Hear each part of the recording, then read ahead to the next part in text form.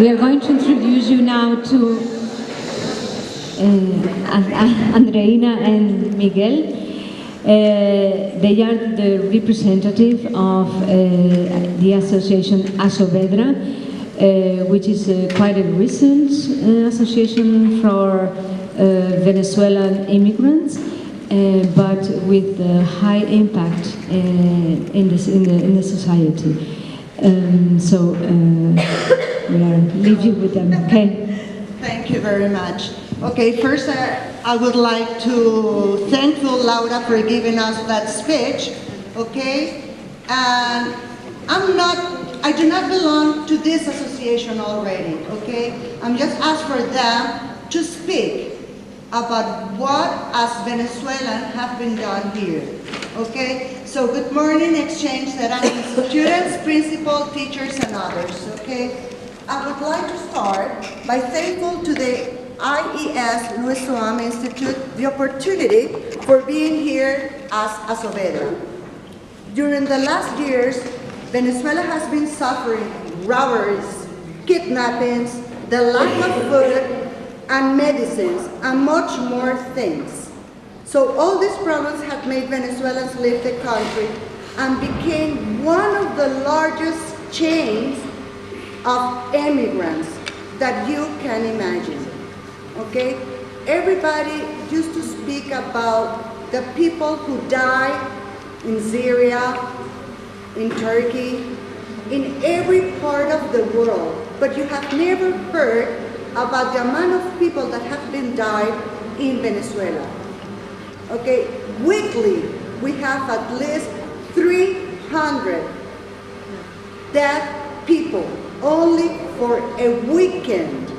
Okay, they are killing people just to take out the shoes, your watch, your mobile phones, everything. Nowadays, the robbers use grenades, army guns, in order to kidnap you and your house.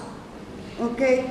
Now, so all these problems had made Venezuelans leave the country and became one of the largest chains of immigrants. Maybe you will ask, why Spain? The main reason why are these thousands of people here is because they are sons or grandsons of Spanish people that emigrate first to Venezuela because of the civil war suffered in Spain between the years 1936 and 1939, as Laura said. Okay, now these same people are returning back with their family groups here to Spain. But the rest are looking, the rest of Venezuelan people that doesn't have to be anything with the Spanish people, they are looking for a quiet, tranquil, safe place in order to live. They want just to give education to their children, okay? They want just to have their heads sleeping under their pillows and say, today I can sleep. No one is going to kill me. Nowadays, a large part of citizens have had to request political asylum or international protection, and Spain has agreed to admit them, but the process has delayed these results, okay? So while they decide, we mean the government, in order to give you the asylum or some kind of papers, okay, in order to be here in Spain, the situation in Spain is regular and not illegal. That's something that has been changed since I got here, okay? I had the greatest opportunity to be here, not because I am a son or a daughter or a grandchild, okay? Because my family is completely Venezuelan, okay? And I'm living here, but I have all my family there. Imagine my mother, who has 10 grandchildren, and none of them are living in Venezuela, okay? She has 3 sons, I'm the only one who is living out of Venezuela. I'm the only one that has my own kids with me, because the rest of my two brothers, they have it in Canada, in Spain, in the United States. So imagine when they can be together again. We are not waiting for miracles or something like that. We just want, as Venezuela, to finish what politicals or communism people has done to our beautiful country like is Venezuela. Okay? We are very grateful. You cannot imagine how grateful can we be for Spanish people giving us the opportunity to live here. Okay? To change with you traditions and all kind of styles, okay, that you can imagine.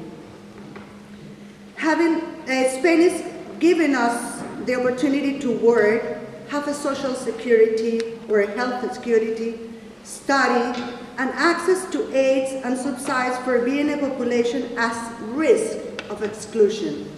For example, I have like 2 years more or less without being capable of taking my own things from my country to bring it here.